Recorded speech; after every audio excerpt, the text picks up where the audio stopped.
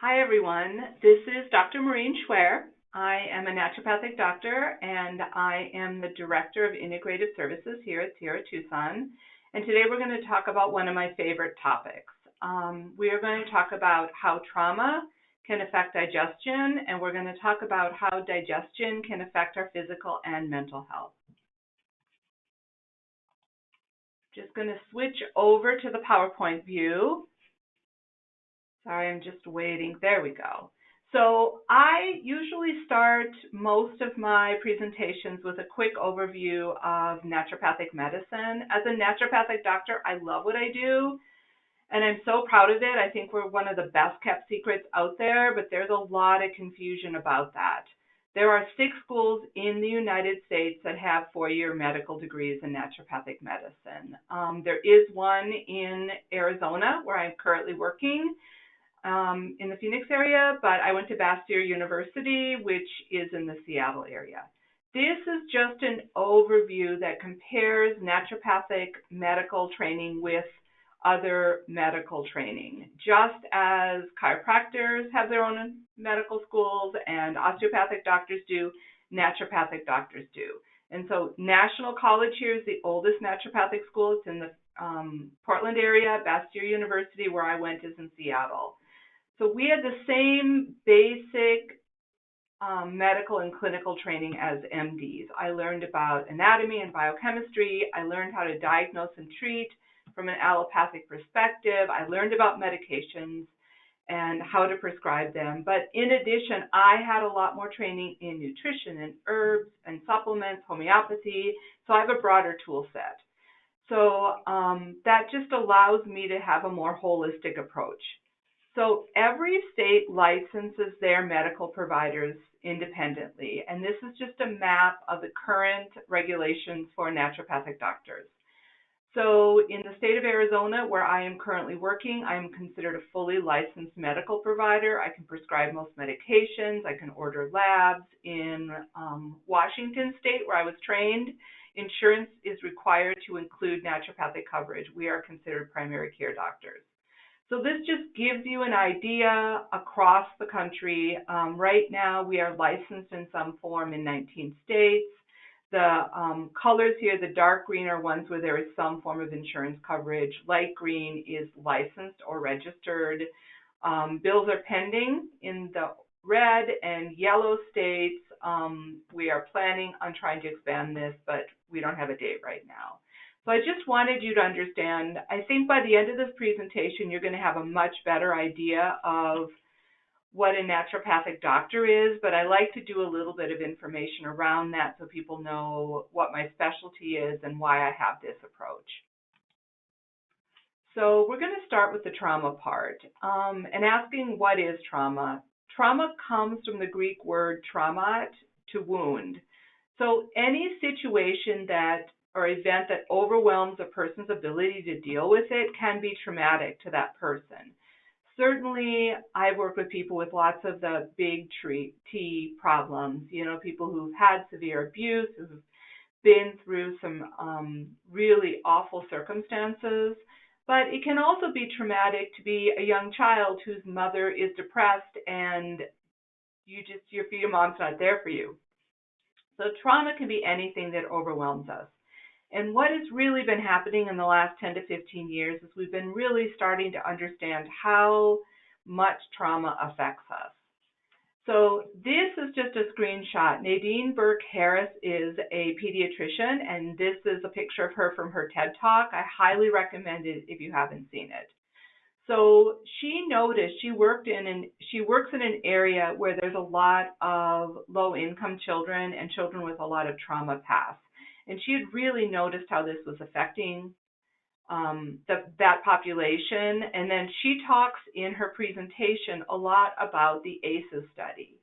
So in 1995 through 1997, Kaiser Permanente and the CDC did a huge study. And they looked at 17,000 members. And what they did is they had them do a confidential survey asking them about different childhood experiences. They asked them things like, was there someone in your household that had a mental illness? Was there divorce? did you yourself get hit, or did you witness someone being hit? And what they did also is they had the same group do a survey to look at health status. And what they found, first of all, is that trauma is really common. 50% of the people reported at least one of these adverse childhood events. And I forgot the exact number. It's like more than 37%, something around that, reported two or more. So what they found is that when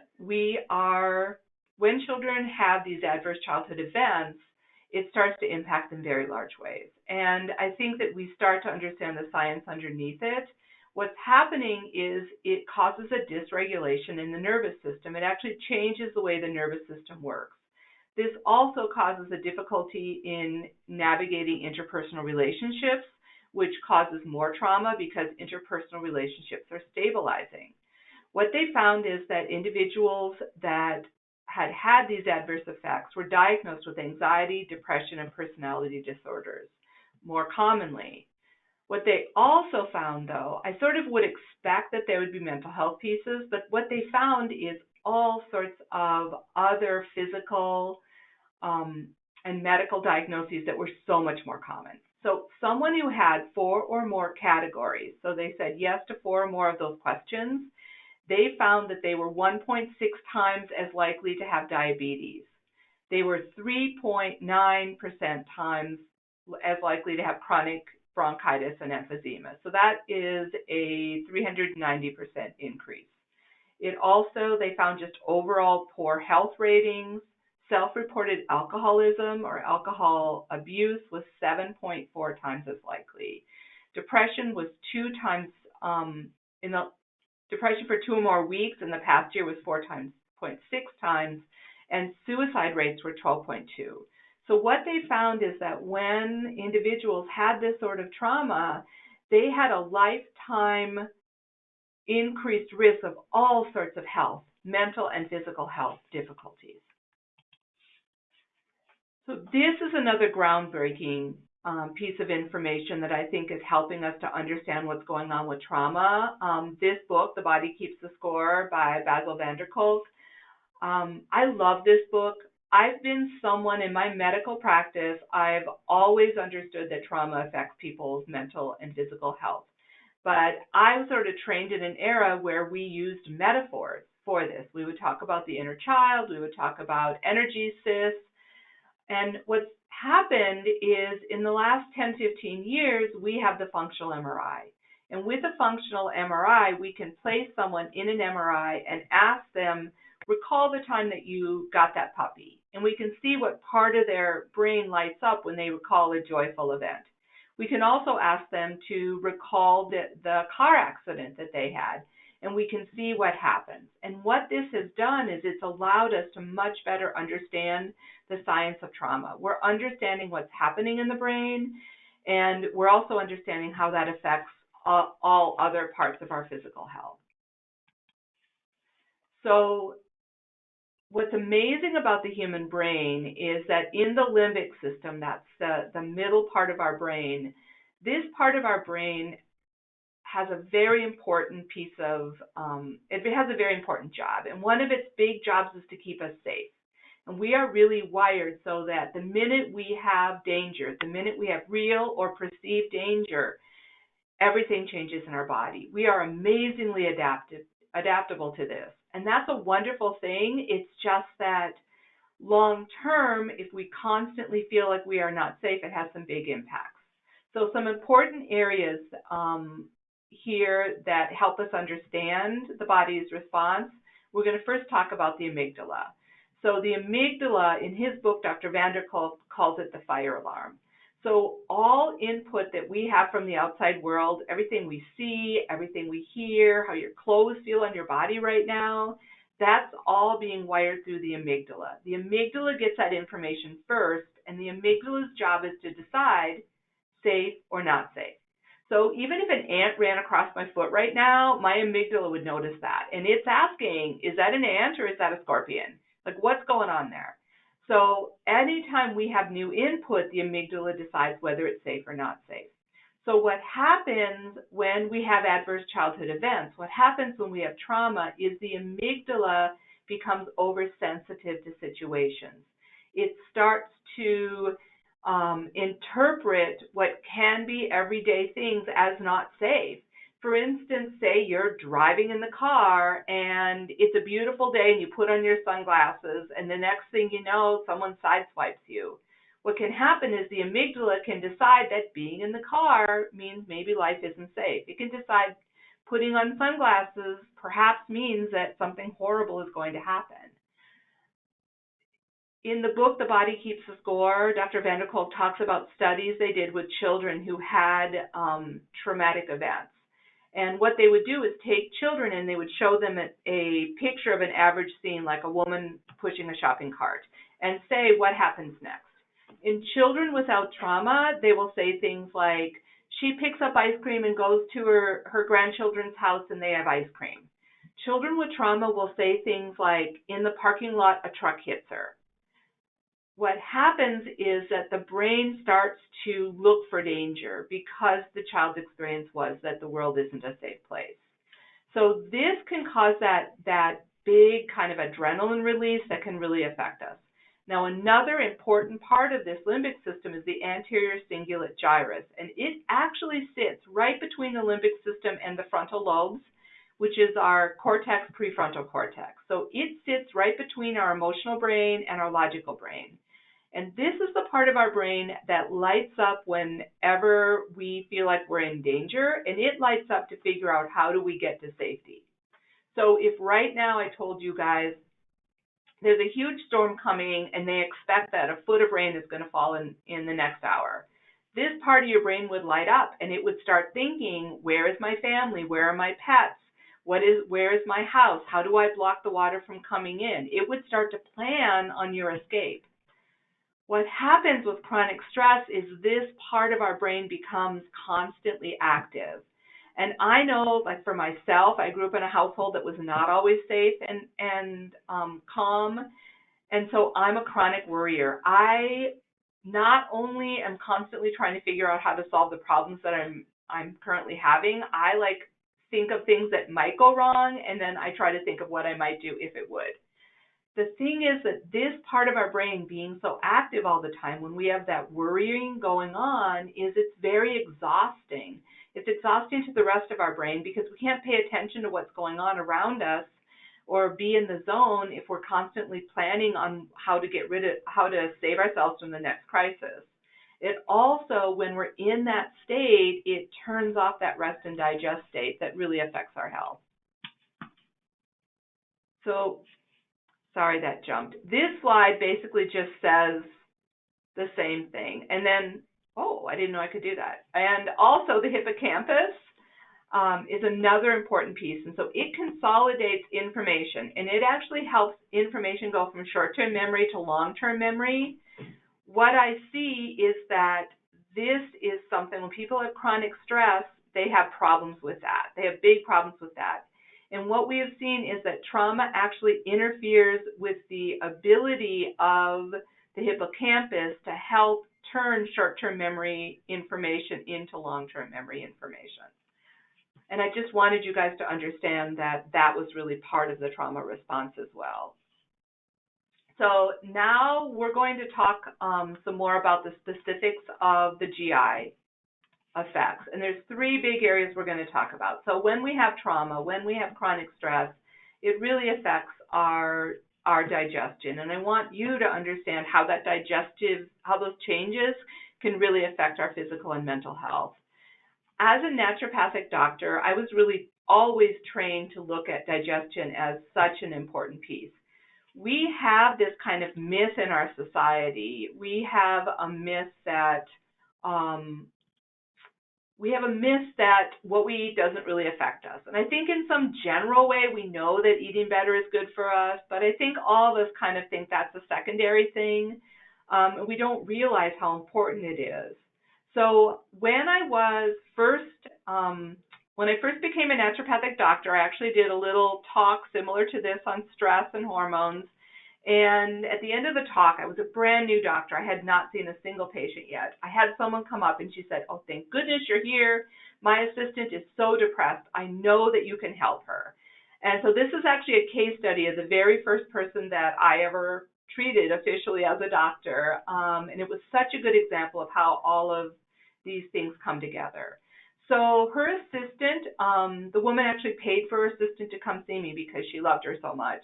Her assistant was a 46-year-old female with depression. She had pretty severe depression. She wasn't going to work. She wasn't able to do activities of daily living right now. She laid in bed most of the day. She was not doing well. She had a history of trauma, childhood trauma, but she'd done pretty well. She had a supportive family. She had a job that she loved. She had had some history of some depression, but it was situational. A family member would die and she would be depressed for a while, but she did pretty well. At 46, she had started entering perimenopause, and so her hormones were shifting, and about that time she'd gained some weight over her life, and she decided she was going to lose weight. And at the time, the weight loss program that was super popular was the no-carb diet, which is actually pretty similar to the keto diet now. It's just different names, same diet. So she had went on this no-carb diet, and she started to lose weight. It was pretty effective in the initial stages, and she loved that. But then she started just feeling off. She was tired. She was sort of depressed. Life just didn't seem as fun. Things were dragging. During this time, she went to her annual visit with her OBGYN, and she told her, I'm not feeling right. I'm tired. I'm kind of depressed. She also told her menstrual cycles were irregular, which is pretty common at her age.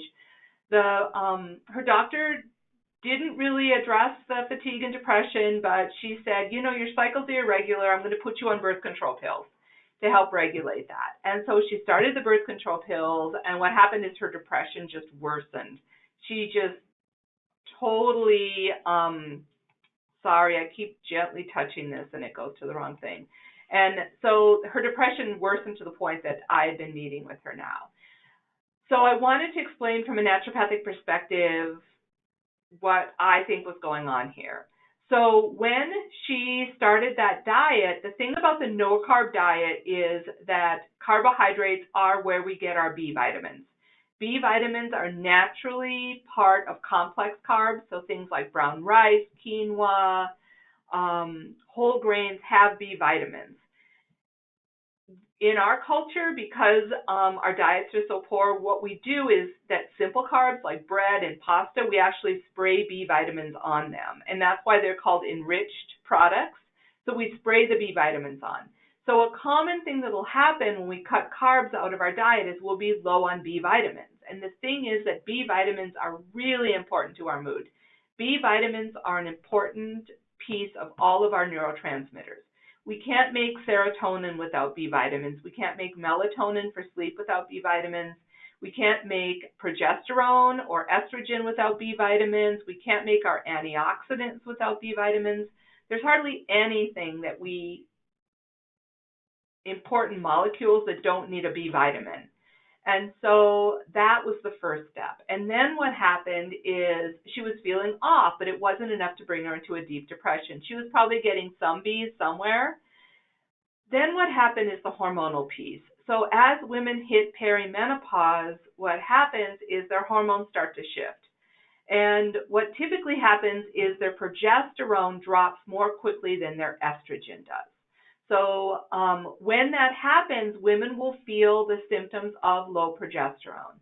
So the symptoms of low progesterone are depression, fatigue, irritability, mood swings, food cravings, insomnia. It's basically all the PMS symptoms. So with PMS, what happens is the second half of a woman's cycle should be high in progesterone. If they are low in progesterone, when before they get their period, that progesterone drops, what they'll get is those PMS symptoms. So she was likely, this woman was already low in progesterone. She had more estrogen than she should. She was a little heavier, which also increases estrogen. Most birth control pills are high in estrogen. So when she added that birth control pill, what happened is it made her estrogen much higher compared to her progesterone. And that big shift between the two of them was enough to really push her into depression. So when I saw her, this is what I did. I discontinued her birth control pills. She didn't really care about her cycles being off. She was fine with that. I gave her a really high quality, easily absorbed B complex. I tested her hormones, and sure enough, she was low in progesterone, and I put her on a bioidentical progesterone. 2 weeks later, I talked to her. She sounded like a different person. She was back to normal. And I honestly was a little happy. I was worried that all the stuff I learned wasn't going to work. But this is such a good example of how just shifting her diet and stop having B complex on her B vitamins started this downward spiral that ended up in a deep depression. And she really just needed things to be pushed back into the right category. So we're going to start by talking about absorption. This is a simplified version of our digestive tract. This comes from information. If you have gastric bypass, it's important to understand this. This just shows these are all of the nutrients that are absorbed in each part of that. So every single cell in your body is made from the materials that come in through your digestive tract. So what you eat and how well you absorb it are really important to how well you do and how healthy you can be. People are very resilient. They can get by on some pretty horrible diets and some pretty bad digestion, but they don't feel well. They don't feel vital. They have kind of chronic low energy. They have brain fog. All the kind of chronic things that I find in patients across America. And the reality is that we need each and every one of these to be able to feel vibrant and well. And if something is interfering with that absorption, it interferes with our health.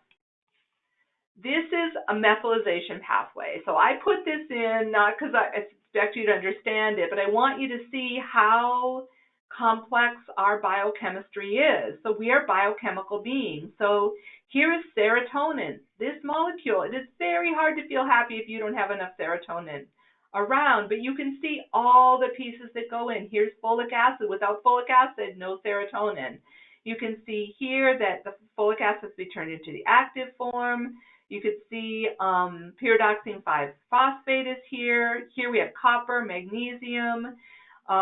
These are needed to make norepinephrine, which is a really important part of our adrenal system, and it's what makes us sort of feel wide awake. Coffee increases this, and that's why coffee is so popular. We need all of these molecules. This pathway also makes glutathione, which is a major antioxidant. If we don't have enough around, then what we have is we have chronic inflammation, we have heart disease. You can see all of these things are so important. Serotonin goes into melatonin, so without enough serotonin, we don't have melatonin, we can't sleep. So I put this in, this pathway, I used to work with kids on the autism spectrum, and what I found is that this pathway would often be messed up in children that have kind of chronic conditions and children on the spectrum. And so understanding and making sure all of these nutrients are there are part of it. So in the same way, when I meet with someone, I'm thinking about where are the clues, what's going on. If someone doesn't have enough of any particular nutrient, it's going to mess with these pathways and they're not going to feel well. So then we go into absorption, and then we're going to talk about kind of this whole digestive system. So the brain and the digestive system are very closely linked. And this is part of our survival technique. If we have to run away from a bear, then what our body does when it goes into fight or flight mode, it turns off our digestion. And that's because our digestion takes a huge amount of energy. It takes a lot of blood flow and a lot of energy to digest food. And so literally it gets turned off. So sadly, I would guess that most of us have had the life experience where someone told us some really bad news, and it literally felt like we got kicked in the gut. And so we know what that feels like. I think when we've had terrible experiences, I remember as a young adult, someone broke up with me and I think I lost 20 pounds. I had no digestion for 3 weeks until I started to get over it. So what happens is this. When we are developing as a fetus, we have one set of tissue. And that one set of tissue, as we grow, it separates, and half of it turns into our digestive system, and the other half turns into our nervous system. So our brain and spinal cord and our digestive system were once one. And as they separate, we actually have a whole different nervous system called the enteric nervous system that continues to connect these two. There's a very fast link between these two, and that's why when we hear something upsetting or if we go into a restful state, it affects our digestive system immediately. And so I'm just wanting everyone to understand it is really hard to be healthy if we're often so stressed that we're not digesting well. And then it's a feed-forward loop. So we're so stressed, we're not digesting well, then our digestion means we're not absorbing our nutrients, so then we don't make enough serotonin or enough GABA or enough glutathione, and then we start to feel worse, and that makes us sad, and that makes us afraid, and that affects our digestion. So it all starts being this big feed-forward loop until we know how to kind of go in and help to affect this. So this is what I just was saying, that enteric nervous system continues to innervate, and the vagus nerve is so important in that. And that goes to a whole nother polyvagal theory, which I don't have time to go into now. But what we're realizing is this vagus nerve is so important. It affects, the vagus nerve innervates our trachea, it innervates our esophagus, like how I'm talking right now. The tone of my voice is affected by my stress level. Like, I'm not too stressed in doing this webinar. If I was, I would start to sound more like this. You can hear stress in people's voice, and that's through the vagus nerve. It innervates our heart, it affects the heart rate, it affects our lungs and our breathing rate, it affects all the digestive piece. So I think most of you have probably seen a version of this. This is that simplified autonomic nervous system. So when we are in a stress mode, in that sympathetic mode, it changes. Our heart rate changes, our breathing changes, our digestion changes. It can make us have to go to the bathroom more often. We all have bladder changes with that. It changes the dilation of our pupils, even the saliva production. It affects everything. We are always in a constant state of either sympathetic, fight or flight, or parasympathetic, rest and digest.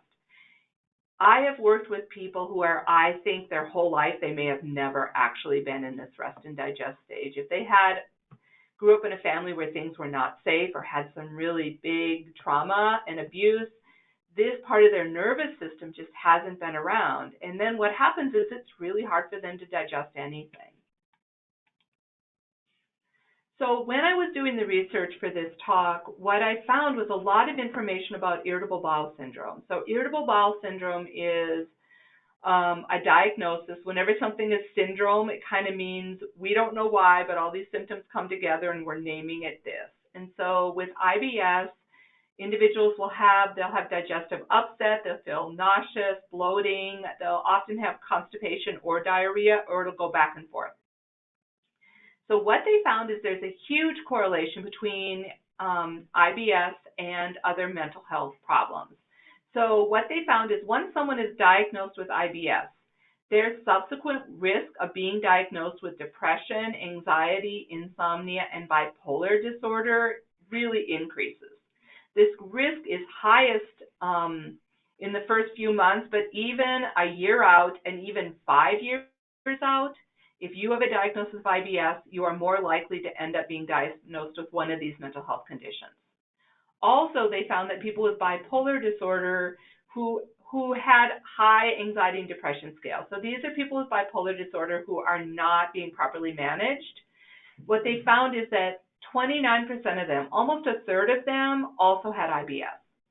So when I went through, this literature often says things like, so if you're treating someone for IBS, have them screen for depression, or if someone has bipolar, maybe have them go to a GI doc. As if those two things just happen to hang out together, we don't know why. From a naturopathic perspective, I am highly suspicious that once we have IBS, once that digestive system is offline, then we're not going to have the neurotransmitters we need to calm ourselves. It's going to mess with our biology in such a way that I think it makes us more susceptible for other mental health issues. So whenever I see someone with IBS or I see that digestive piece, if that is addressed, I'm hoping by addressing that to help decrease the risk. And also, if someone does have a mental health problem, I always ask them about digestion, because I feel that if we can address digestion and get it back online, then we can help them come back towards health. So now we're getting to my favorite part of this lecture, which is to talk about the gut microbiome. This is one of my favorite things. All of us have 4 to 6 pounds of bacteria in our gut, and that's a good thing. We need our 4 to 6 pounds of good bacteria friends to really be healthy. And again, science has really helped us in this. In the last 10 years, there's been a big shift in how we can study gut microbiome and the bacteria in the gut. And part of what has really changed is we now can do DNA analysis. We can now take a stool sample, send it through for DNA analysis, and very quickly and quite inexpensively, we can get a result that tells us exactly what kind of bacteria is going on throughout the gut. And this is very different. It used to be you'd do Petri dishes, you'd get results that were slow and were inexact. We didn't really, you aren't going to find the small amounts of bacteria. So what's happened with this is it started this whole new set of studies to help us understand how important those gut bacteria are. As a naturopathic doctor, going back, the earliest doctors in my profession always talked about digestion, and they talk about the gut bacteria. Encouraging fermented foods, having people take probiotics has always been part of my type of medicine. Now I think we're really starting to understand the science behind why that is so important. So what we're finding is that the number and type of bacteria in your gut has huge impacts on your health. So gut bacteria are important for many reasons, and I'm going to just run through the different reasons and how they help us. Before we are born, our digestive system is sterile. So when we are in our mother's womb, our digestive tract is sterile, and at our birth, we are exposed to bacteria. What should happen is going through the birth canal, we pick up the bacteria from our mother, and that's actually what's supposed to happen. The bacteria in a mother's vaginal canal changes before birth, and it changes so that the right bacteria are there to help the system be balanced. So this is so important because of the immune system. So inside our digestive tract are these little patches called Peyer's patches, and they are there to sample what goes through our digestion and help to set up the immune system. So our immune system is like a healthy government system. It includes, I think we usually think about sort of the warriors, the military. So part of our immune system is there to fight off bacteria and viruses. Part of that immune system is there to sort of fight off the bad guys. Part of that immune system, though, is there to help heal things. So if you happen to twist your ankle and then you get the big swelling, what happened is when you twisted it, you tore some of the ligaments and muscles and tendons there. And they're torn, they need to be fixed. And so you get that swelling because your immune system says, something's broke, we need to fix it. So it calls in these certain parts of the immune system to help make your blood vessels leaky so that it swells up, and that lets lots more of that immune system cells get in. And what they do is they get rid of the damaged tissue, and they start to promote the healing of the new tissue. So a healthy immune system fights off bad guys, but it also cleans up things that need to be cleaned. It helps to fix things when we get hurt. It's like not just our military, but it's also our street cleaners and our social workers and the people who pick up our garbage. Like, it's important for all those pieces. So what's really important for our immune system is something called tolerance. If when you eat something, your body decides everything that goes in your mouth and into your digestive tract is an enemy, you're going to be in trouble. Tolerance is the ability for your immune system to just say, hey, chill, that's just a piece of chicken, we're going to let that go. So it's so important for our immune system to be able to recognize what is a friend and what is an enemy. And the bacteria are a very important part in helping our digestive system figure that out. So they did a study where they took mothers in their third trimester and gave them a high-quality probiotic. Probiotics are the good bacteria in a pill form. When the babies were born, they gave them a high-quality baby formula of probiotics. And what they found is that those children who had those beneficial bacteria in plenty, like a high amount, had less allergies, they had less asthma, they were hospitalized less often. In the same way, children who are born by C-section, where they don't get that bacteria, they don't get exposed to the bacteria from their mother, they pick up the bacteria from what's laying around in the hospitals. And so they will tend to have more problems with their immune system. They'll have more allergies and more asthma than children who are exposed to the proper bacteria. So 70% of our immune system actually is in our GI system, and what happens in that GI system affects the immune system in the rest of our body, and so our gut bacteria play a big role. So they also crowd out pathogens. C. difficile is a superinfection. It commonly happens. People will be hospitalized for a bad infection. They get broad-spectrum antibiotics, and then what happens is it kills off all the good bacteria, and then C. difficile overgrows. And it's called C. difficile because it is difficile to kill. And so with these individuals, they get very sick. High-quality probiotics are helpful. They've actually, a lot of places are now using fecal implants because if they take and implant that, what happens is the bacteria from the healthy feces goes back in and it helps to kill off the C. diff. So having those good bacteria are really important to crowd out other pathogens. Candida is a yeast. It overgrows when we don't have enough good bacteria. Nutrient production. So it turns out that certain bacteria species actually make nutrients. They make vitamin K, they make some of our B vitamins, and when they have fiber, good bacteria plus healthy fiber intake, they create short-chain fatty acids such as butyrate, and that's very anti-inflammatory. That's part of why, like, a Mediterranean diet is anti-inflammatory. A Mediterranean diet has a lot of fruits and vegetables in it and whole grains. And so the fiber plus the bacteria they create molecules that lower inflammation. And the newest thing we're finding is that some of our neurotransmitters are actually produced by our gut bacteria. So serotonin, to make serotonin, it's a two-step process. So in the gut, what happens is tryptophan is a protein that is commonly part of protein we eat from meats and from legumes. And in the gut, the bacteria have to turn that tryptophan into something called 5-hydroxytryptophan. Then once this step is done, we absorb it, and then in our body and in our brain, we turn it to serotonin. But if we don't have enough good bacteria, this first step won't happen and we won't have enough serotonin. It also turns out that GABA is our major calming neurotransmitter. GABA is like a loving mother's hug. It just calms our body and our brain. And so far we've found 7 types of bacteria that create GABA or its precursors. So it turns out that gut bacteria have a big impact on anxiety. So they started looking at this with mice. And so what they found is that, I'll back up. What they did is they breed mice for anxiety. So they take the most anxious mice and breed them to the most anxious mice until they get more anxious mice. And now we have a whole strain of mice who are very anxious, and we use it for research.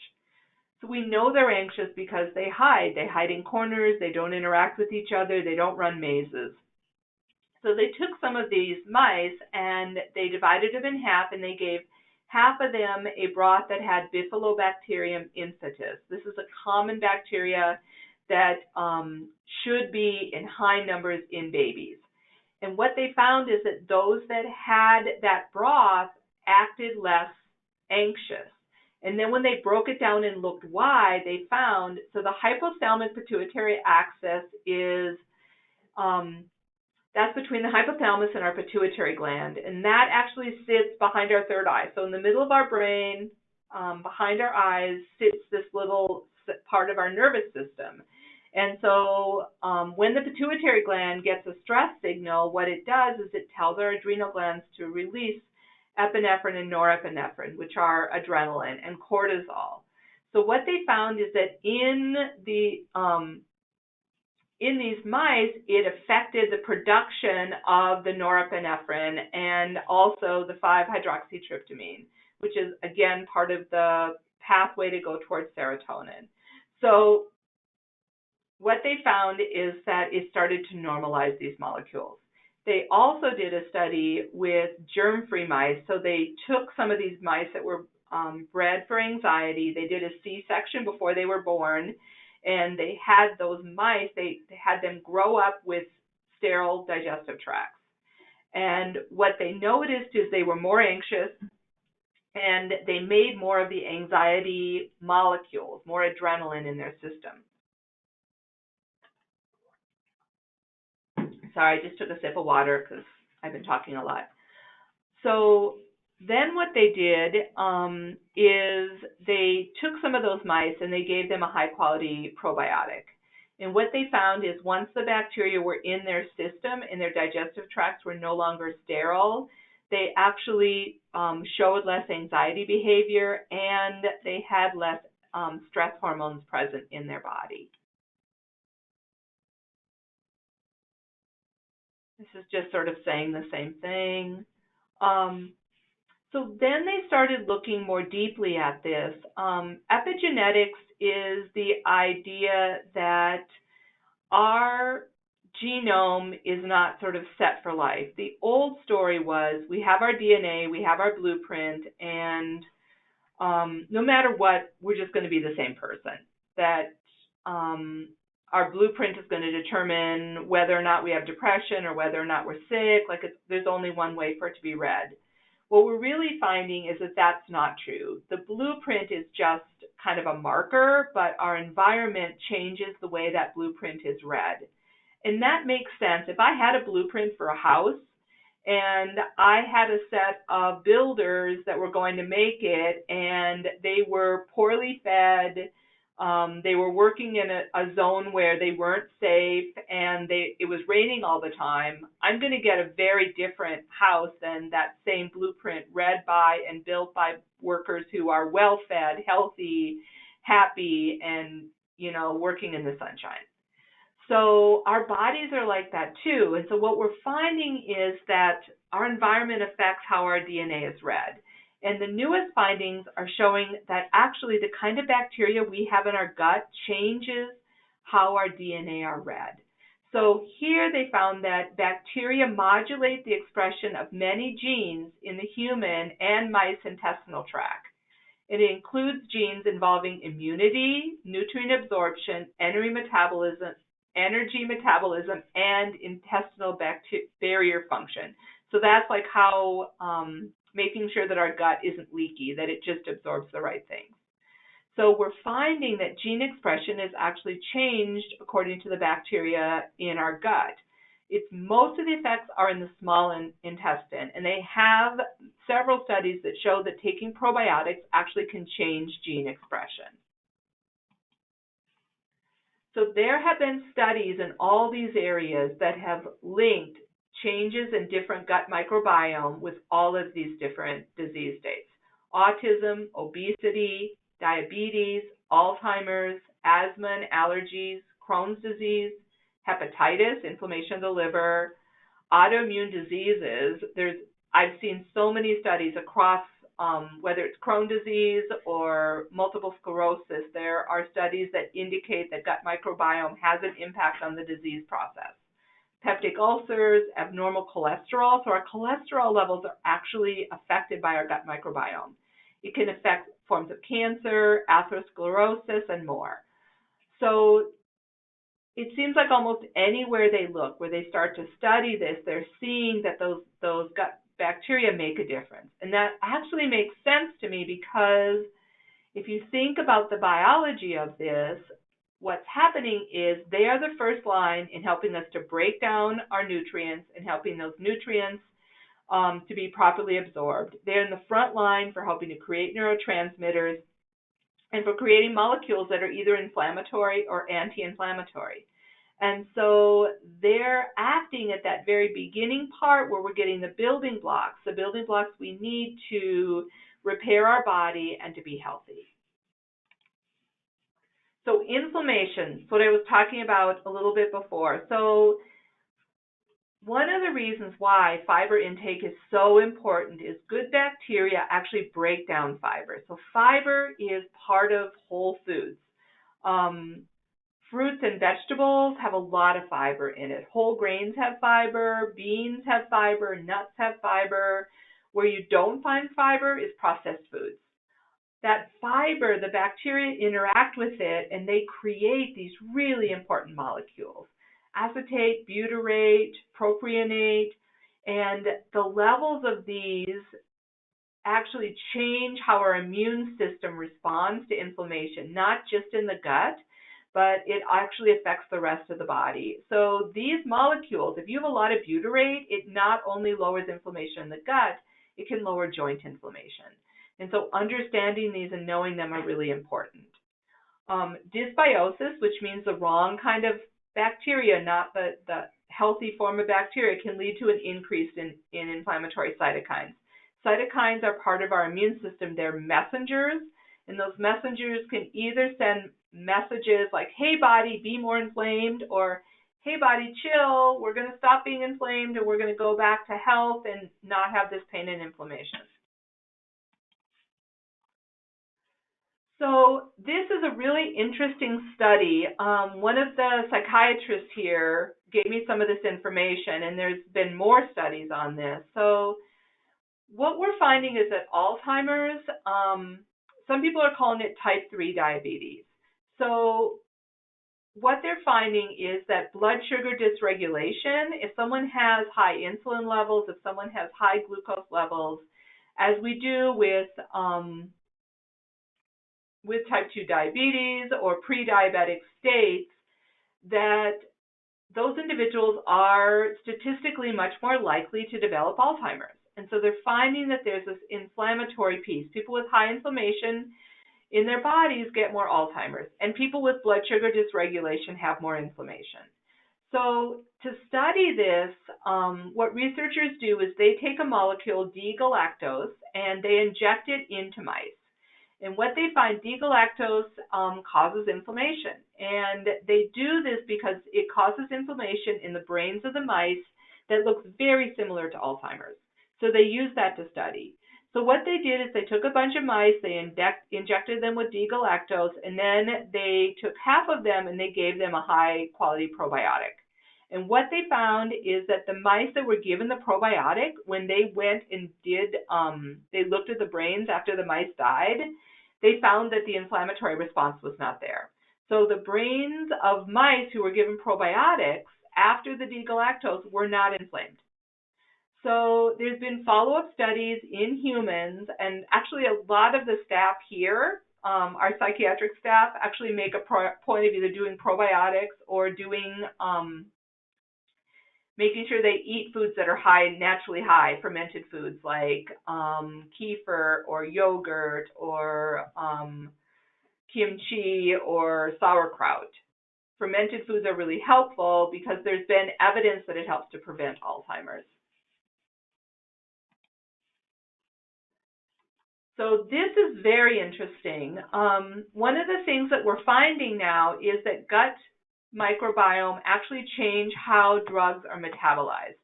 So whenever any of us swallow a drug, our body breaks it down, it absorbs it, and then it turns it into different breakdown products. And so how drugs are metabolized really change how effective they are and how severe the side effects are.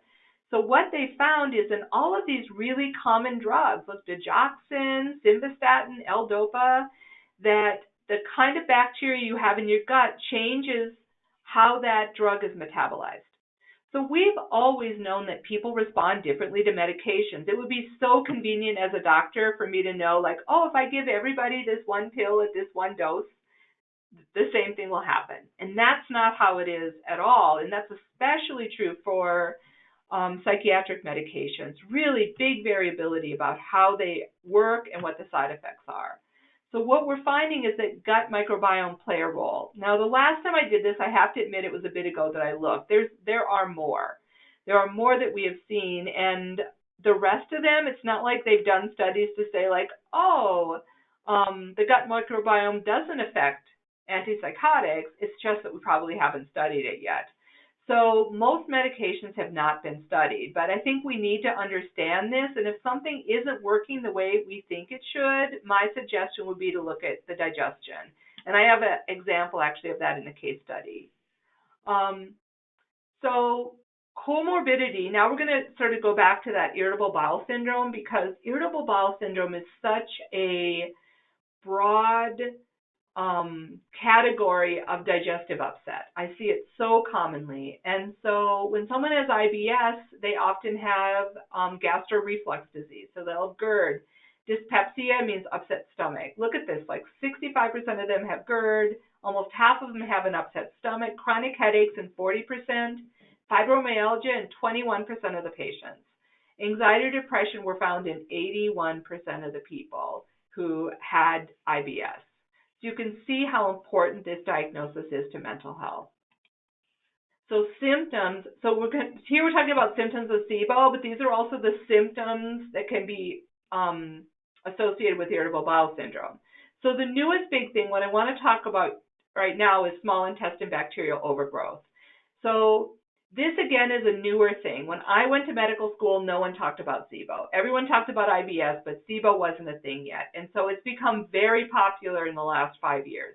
So small intestine bacterial overgrowth is the idea that you have the wrong kind of bacteria in the wrong numbers in your small intestine.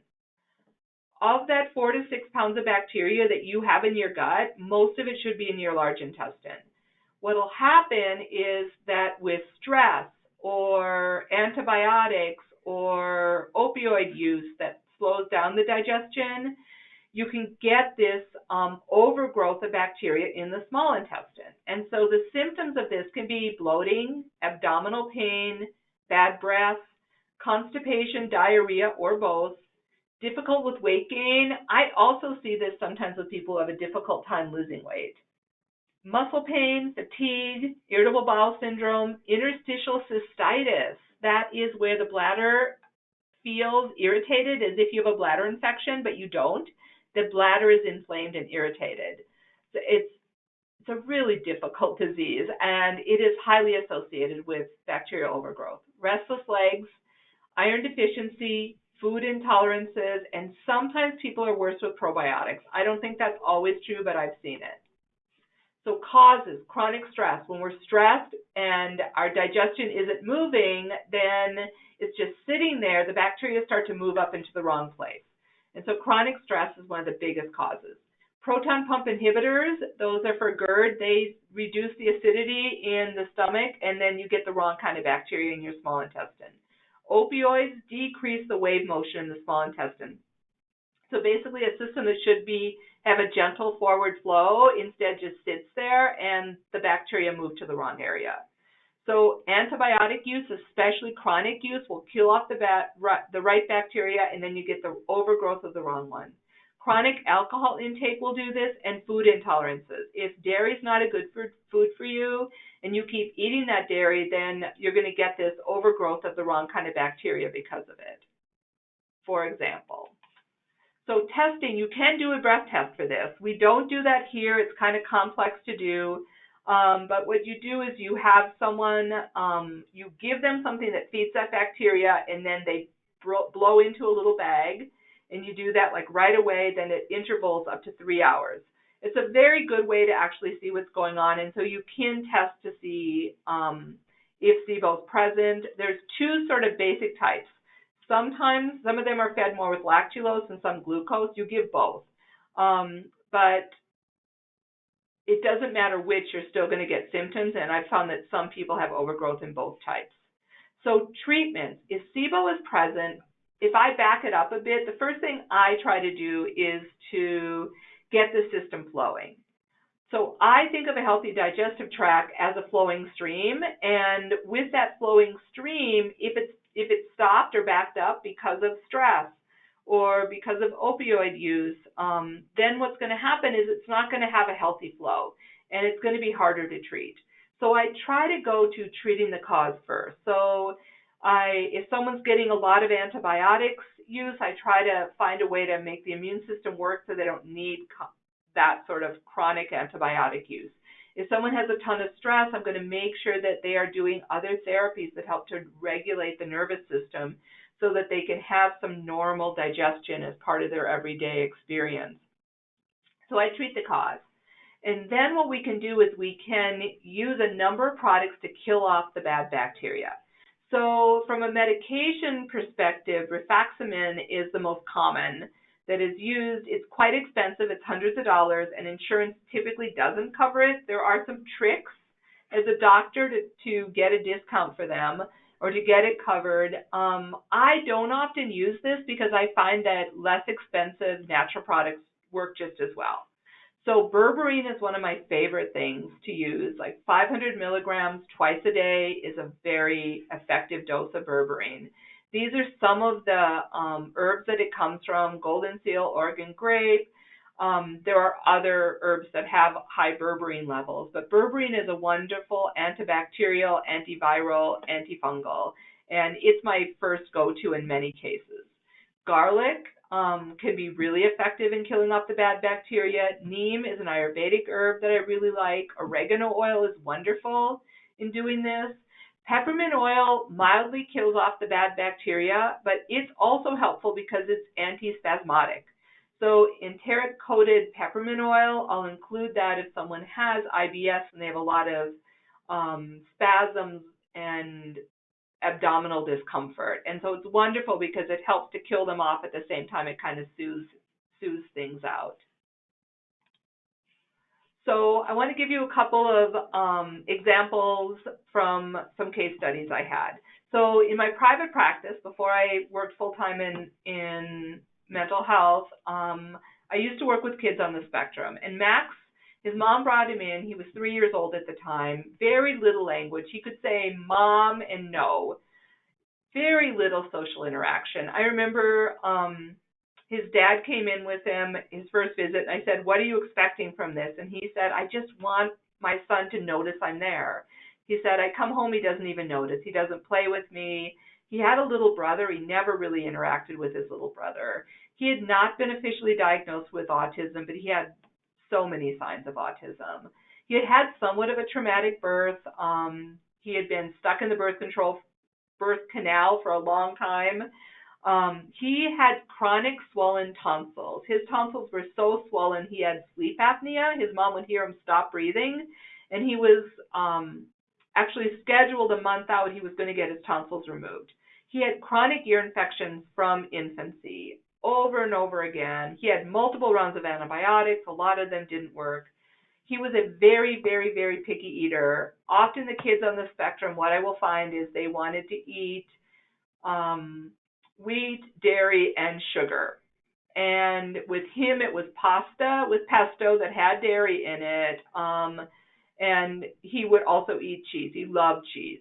So that was pretty much his diet. He would not eat a single vegetable. His mom would sometimes hide something green in the pesto, which was at least good for him there. And so that was Max as I first saw him. So this is what I did and how I thought about what was going on with Max. So the first thing I did is I took dairy out of his diet. For a lot of humans, dairy is not a good food. It is the breast milk of a very large animal, and a lot of us just don't digest it well. And so there are some populations in the world that digest dairy well. Very Northern Europeans, because I think historically they needed dairy as part of their diet, and there's a little strip of Africa. But for an awful lot of the world, dairy is actually not a good diet, part of the diet. And lactose intolerance is actually quite common in Italians. He was Italian. So when I work with children and they have chronic ear infections, I really found if I take dairy out, about 90% of the time they just go away. So I suspected dairy. We also crave the foods we are allergic to, and he loved dairy, which made me suspicious as well. So I had his mom remove the dairy out of his diet. He didn't eat for a couple of days. He was still drinking water, and then he started eating the pasta with pesto without dairy in it. But I removed that. I gave him probiotics, good bacteria, and Saccharomyces boulardii it's called a prebiotic. It's a good bacteria that it's a beneficial yeast that feeds the good bacteria and also kills candida. Because of his head trauma, I did some craniosacral therapy as well. It's just something that I love to do. I wanted to give you a full idea. So this is really all I did for Max. So in a couple of weeks, this is what happened. He started to talk. And he started to interact with his family. His mom took him to the zoo, and he ran around and showed his little brother the animals. He noticed the animals. His dad, every night his dad would do some stretches and exercise on the floor. And suddenly he came running up to his mom, and he's like, Dad hurt. And so he thought because his dad was laying on the floor, he was hurt, and he wanted his mom to help. His dad had done the same exercises. He hadn't even noticed. So he started to just act like a normal kid, and it was so cute. When he started to talk, he had an Italian accent, and he was adorable. He was just adorable. And so he started saying, like, thank you, Dr. Schwehr. It was so beautiful to see him open up. His tonsils normalized. He never had the surgery. He did not have any more ear infections. The chronic ear infections went away. I saw Max for a number of years. I actually ran into him relatively recently. I was out in a shopping mall in Tucson, and I ran into his mom, and she was there, and he was still fine. He was still fine. His grandma would come to visit. Grandmothers are sort of famous for wanting to feed their children ice cream. So his grandma would come from Italy, and she thought that she should give him ice cream because that's what he loved. What would happen is he never went back to his old self, but he would kind of regress. And actually what would happen when he got the dairy is he'd get super hyper. He would just like run around like really severe ADD whenever he got the dairy. But his mom knew what to do, and he would go back to being himself again. So what happened, family intolerance to dairy. His dad actually did not digest dairy well. There was a family history of it. And so I think he just lacks the enzyme to properly break it down. So then I think that dairy encouraged the growth of harmful bacteria in the small intestine. And that created more mucus in the body, creating conditions beneficial for ear infections. Then he gets the antibiotics. Over and over again, we're killing off the bacteria to try to save his ears because of the mucus production. And that kills off more of the good bacteria, which means there's less available. That causes more inflammation. Inflammation of the gut and the brain are highly associated with children on the spectrum. And so this is how the digestive piece really plays in. I had a pretty small practice, and it was only a part of it was working with kids on the spectrum, but in my years doing this, I had a handful of kids who really stopped being autistic. They went from autistic to kind of nerdy, and to high functioning. And in those cases, every time I got a big result, a big part of it is I took them off of wheat or dairy, depending on what's going on. So I can see how powerful that is. Sometimes changes in diet can have big impacts on people's health. So what happened is intestines became inflamed and leaky. The gut-brain connection causes inflammation in the brain. Chronic inflammation affects the whole body. They did a study on autistic kids. They took children who died from drowning accidents, both children who were autistic and children who were not, and then they took the brain samples and put them through with a special dye. And what they found is that the children who had autism, the slides just lit up with inflammatory markers. So there was evidence of a lot of inflammation in the brains of these children. So negative feedback loop, something stressful happens. I think we've all had that. So something stressful happens to us. Maybe we lose our job, we're going through a stressful time. So then we stop eating healthy food. We eat more simple processed foods or carbohydrates. We don't feel well because of that. Maybe that messes with our immune system, or so we're stressed, so we get sick, and then we're on antibiotics or proton pump inhibitors or pain medications. And that, all of this changes the microbiome, which means we don't have as much serotonin or GABA around. So we don't feel very well, and we feel stressful, and then we do less healthy things. I see this over and over again. There's feedback loops, and it's just part of being human. And my goal is to try to help educate all of you, and I always try to educate my patients in understanding, like at any of these steps, if we can intervene and put some healthy pieces back in, we can help the body come back to health more quickly. So, quick last case study here. So this is a woman who actually came to Sierra Tucson, and originally the story I got from her chart, what sort of the original story she had told on intake, was that she had been on an antidepressant for years. She'd been on the same antidepressant for a long time, and it had really worked. And suddenly she started getting all these side effects from it and started to feel really awful. So she stopped the antidepressant. And once she did that, she started to feel super depressed and she crashed.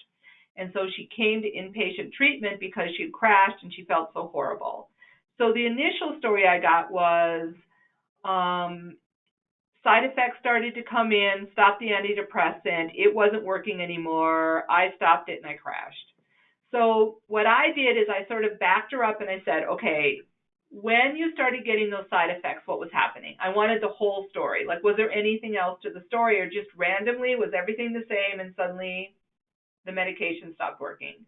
So what really happened, the whole story was this. She was 34 years old. She was on this antidepressant. She was doing great. And then she met a guy. So she met this guy, and he was a great guy, and she fell in love with him, and they got married. So that was all good. But then the guy got a job in another state. And she decided she should move with him because that was her guy. So she moved across the country.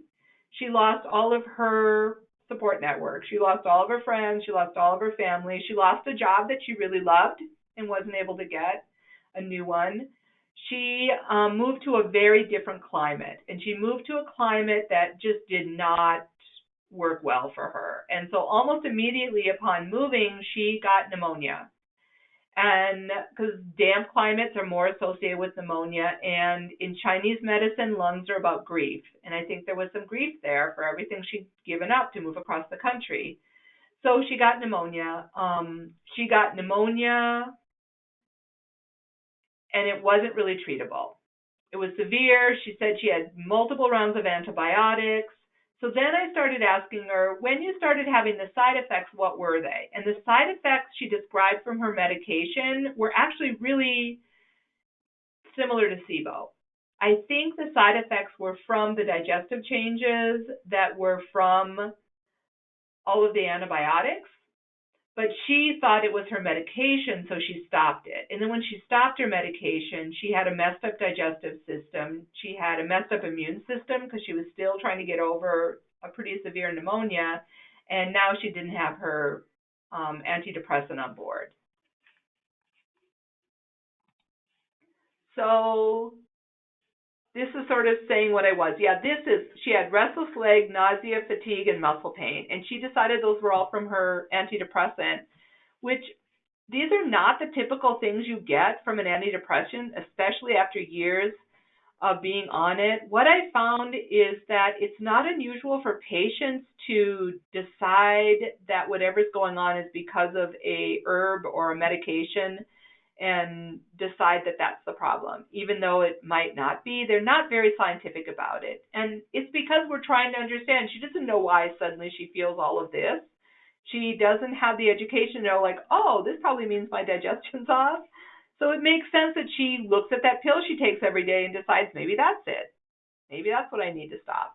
Another clue is that we looked at her intake labs, she was low in iron and low in vitamin D.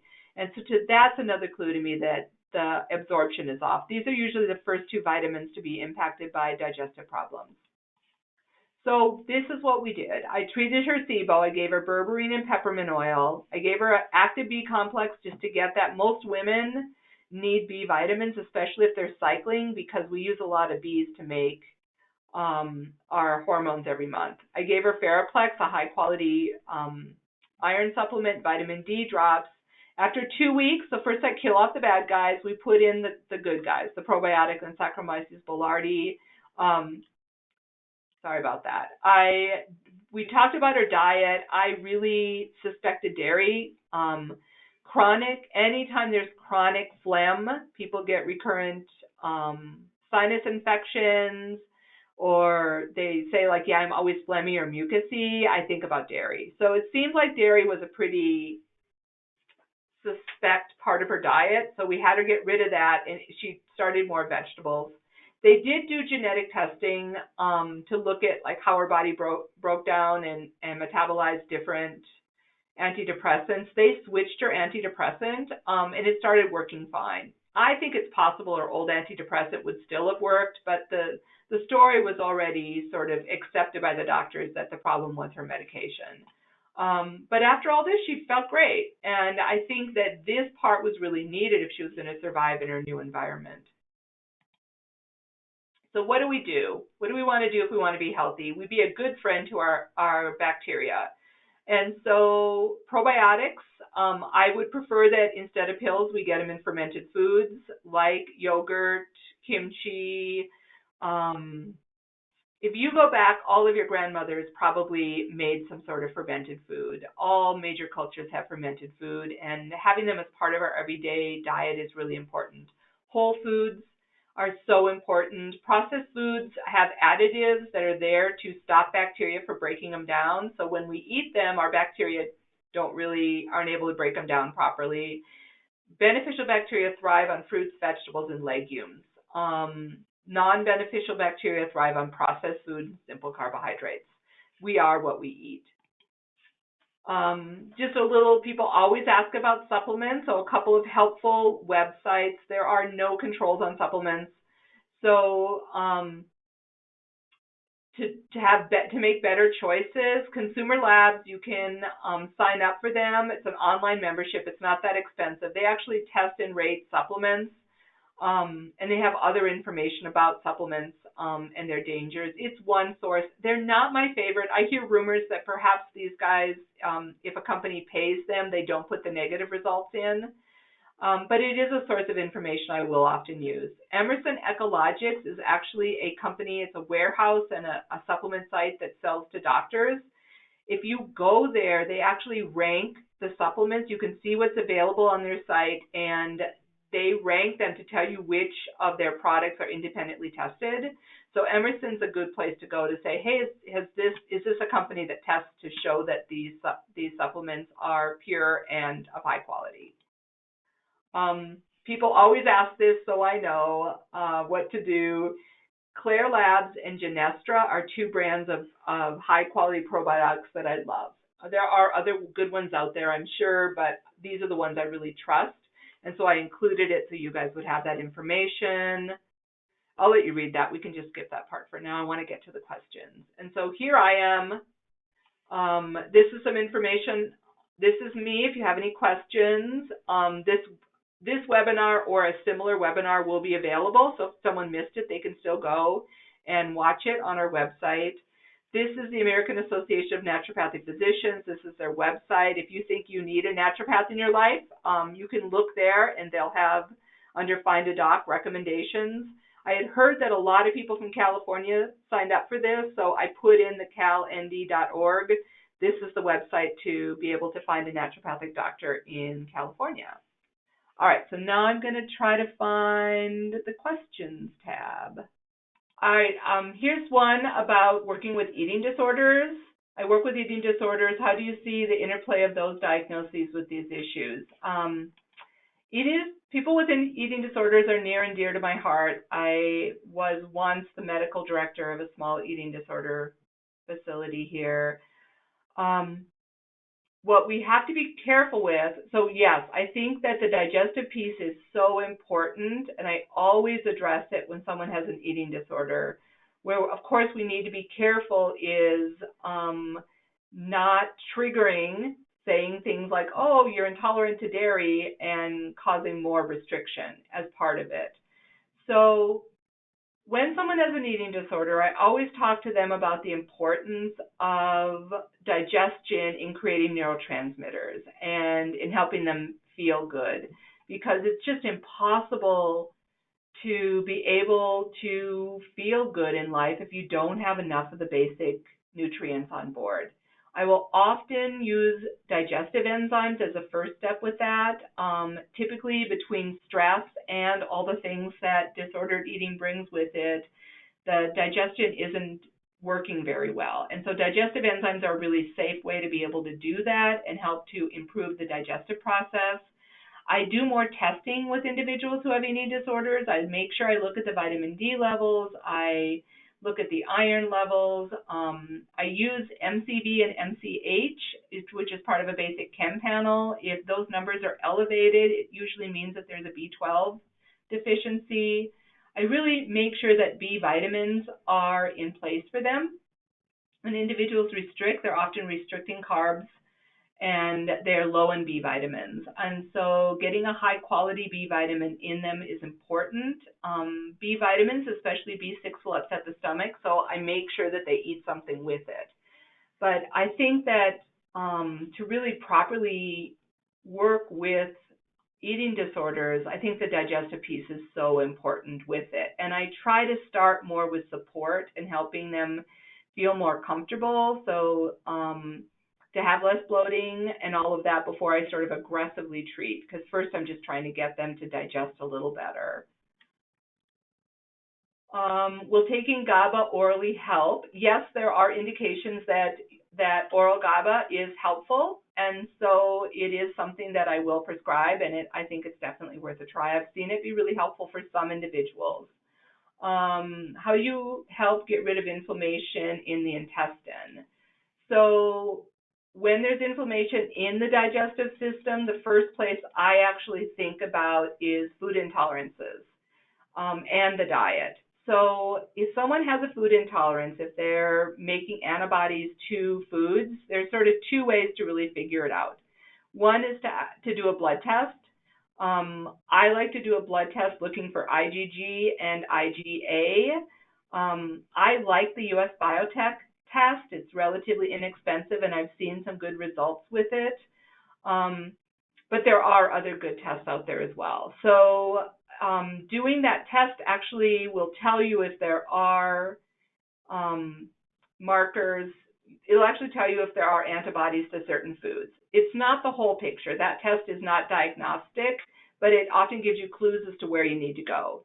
So I'll often look for that. I look for clues in their diet. If they tell me that they have chronic sinus infections and that when they eat ice cream, their stomach feels bad, I'm going to assume dairy.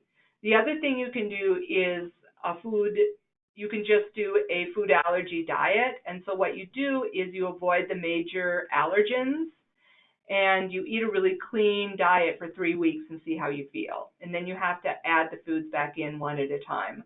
If you go online, allergy elimination diet, you'll be able to find examples of that diet with lists of all the foods. But I really think about that. And then I think about soothing and healing the digestive tract, and that's a whole nother thing. There's a lot of naturopathic ways to be able to do it. Maybe my short answer, so I can get to other questions, would be find a good naturopathic doctor and have them work through the process, because there's a lot of things that can be done to help heal inflammation in the gut. Someone had asked about seeing naturopathic doctors in a state where there aren't a lot, I think Northern Virginia. So yes, telemedicine has opened this up. There are naturopathic doctors in most states, and if you look, just put the state name, Naturopathic Association, you can find it. If there's, for instance, a doctor that is 2 hours away, you might go meet with them, do an initial, and then do telemedicine afterwards. There are also sites now you can do telemedicine for most locations with naturopathic doctors. Make sure they're a licensed doctor. They should be licensed somewhere. There are some doctors who call themselves naturopaths who actually have very little training.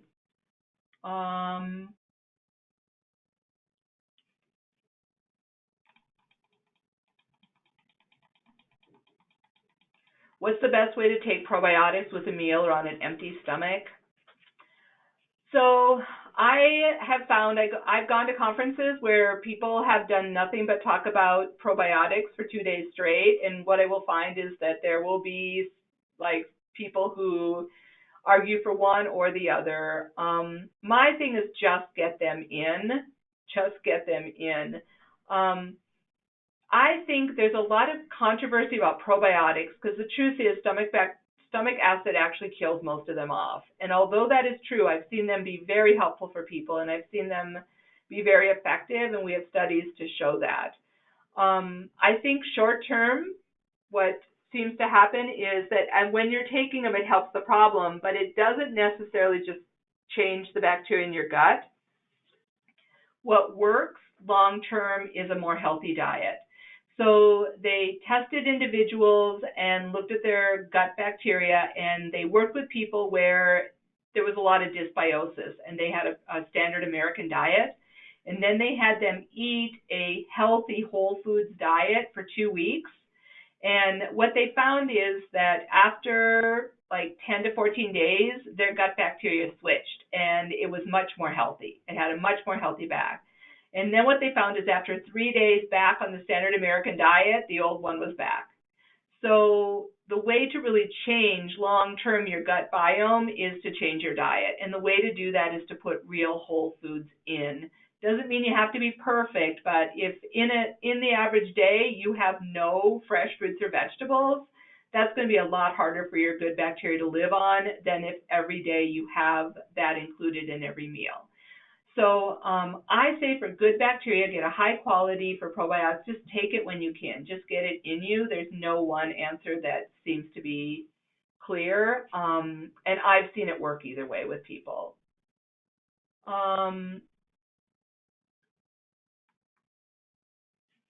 Peppermint oil as aromatherapy, question mark. So I think aromatherapy is amazing, and peppermint is really calming to the nervous system and really helpful.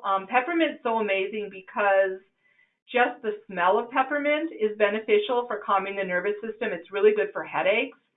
Also, enteric coated peppermint oil seems to calm the digestive tract and be helpful for that.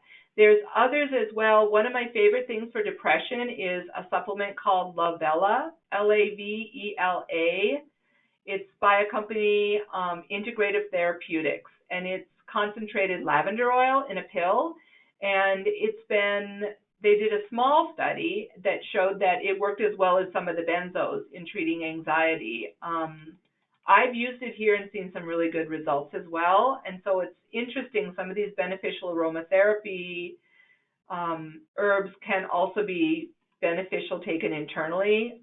Having said that, some of them are also quite toxic, so don't take anything unless it's really labeled for internal use.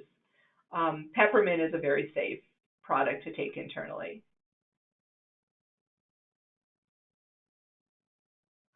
Are there strategies to boost the amygdala and improve memory?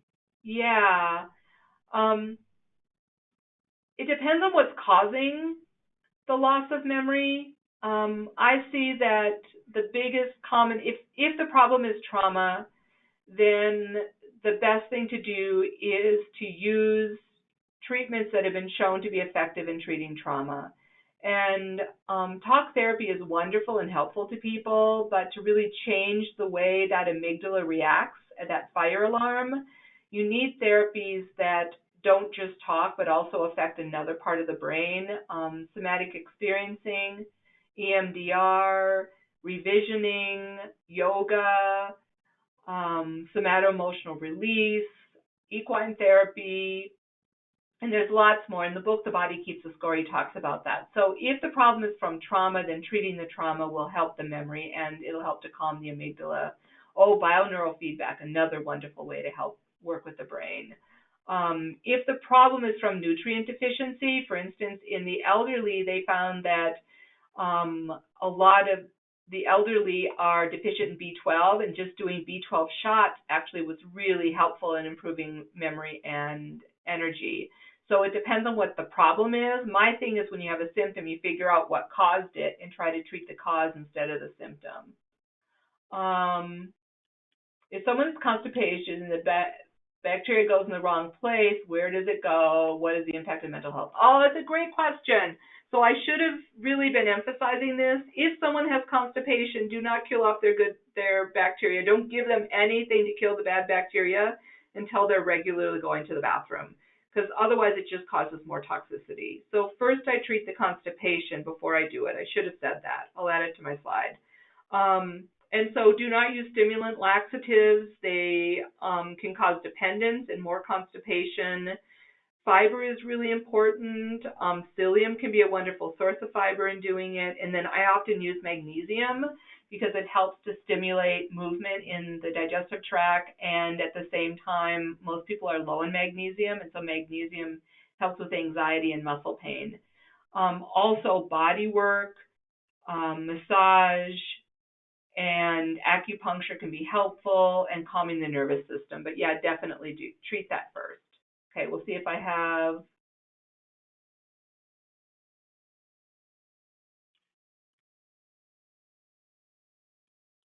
How does cannabis interfere with the gut bacteria? You know, that's a great question. I've been seeing more and more people come in with some really big digestive impacts from cannabis. Cannabis initially stimulates the digestion, but with chronic use, what happens is we downregulate to sort of help for the body to be able to deal with it. The problem is that the new cannabis is so potent that the body downregulates all these receptors, and then what happens is you get rebound, nausea, digestive problems. And so I would say that part of the problem with that is going to be that with that rebound, they're not hungry. They're not hungry at all. So with chronic use, what I see is kids that just won't eat or feel nauseous unless they've just used cannabis sometimes. And so then what happens is the gut, it's just not moving. And so I would suspect SIBO and all the problems with it. At the potency we're having with cannabis, basically whatever it normally does, like make joy or cause people to be hungry or relax people, with chronic use of high potency, you get the opposite. They're not interested in anything. You get depression. You get the opposite of all that cannabis was supposed to be taken for. All right, I just have one more minute. I think I see all your questions here.